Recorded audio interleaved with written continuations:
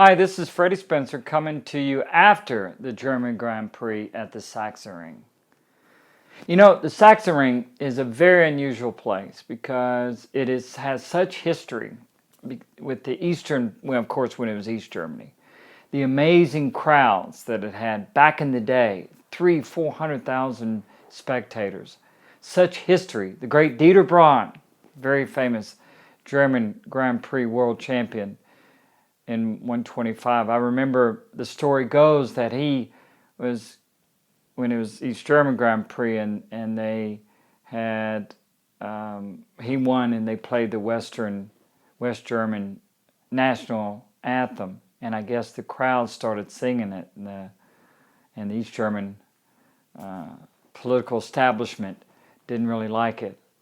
But to be part of such an incredible history of not only showing the human condition, but also the incredible passion and support from that part of the world.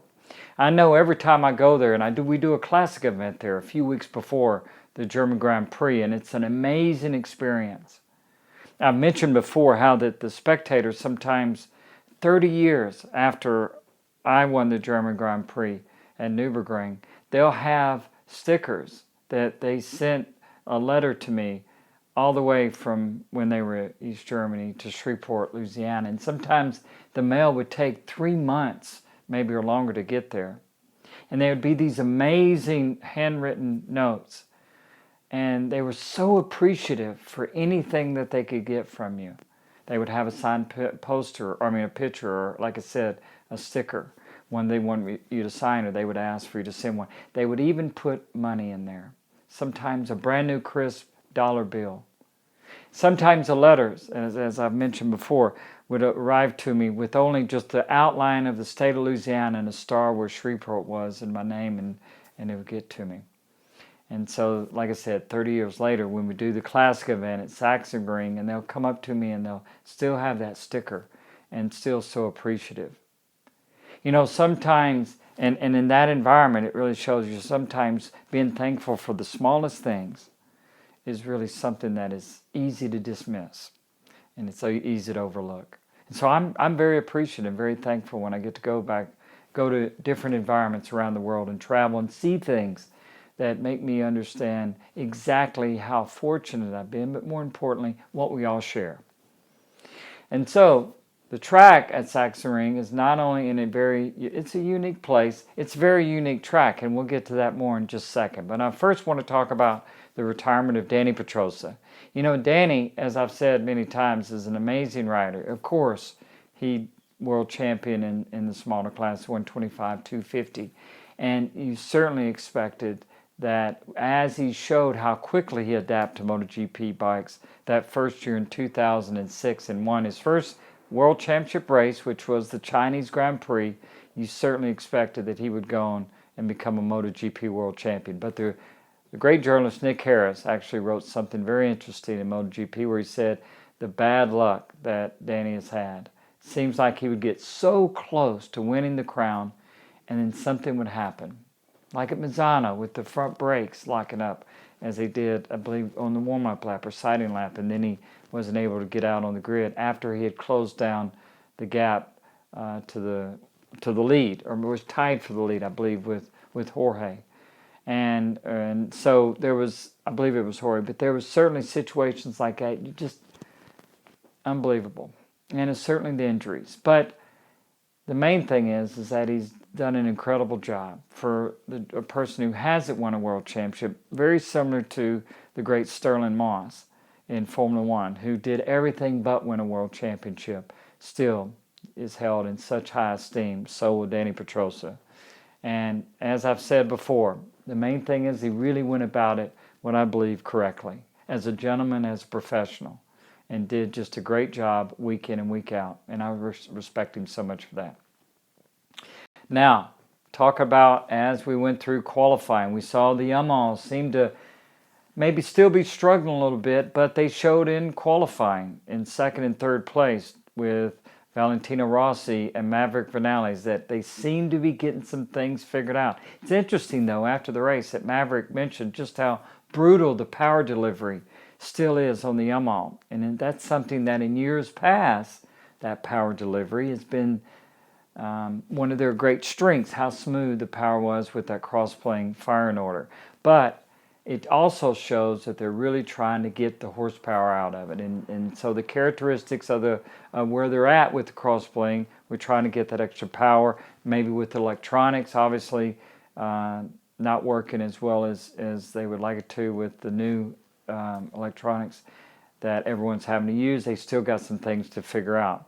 You know, I mentioned how in the World Superbike team is kind of the opposite of that the Yamaha support that has stepped up with the Pata team has really been a great benefit for Van der Mark and Alex Lowe's, and they've shown that with their performances this year.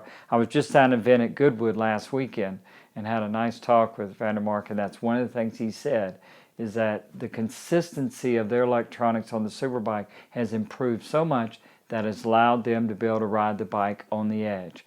And it sounds like on the big team, the MotoGP team, they still have some things they have to work through. But what can you say about Marc Marquez? He is qualified on the pole there, 9 years in a row.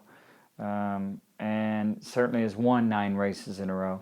But he is qualified on the pole every year that he's been there on MotoGP bike and the others. And why is that? What is it that Mark has a little bit different than everyone else here? I think part of it is his dirt tracking skills. You know, when I ride around that racetrack, one of the things I noticed, and I've ridden on a 250 GP bike and just recently over the last few years, and I've ridden on a 500 a few times, 500 Grand Prix bike, and it seems like a small track on those bikes. On one of the modern MotoGP bikes, you're spending so much time on the edge of the tire that your strength has to be drifting.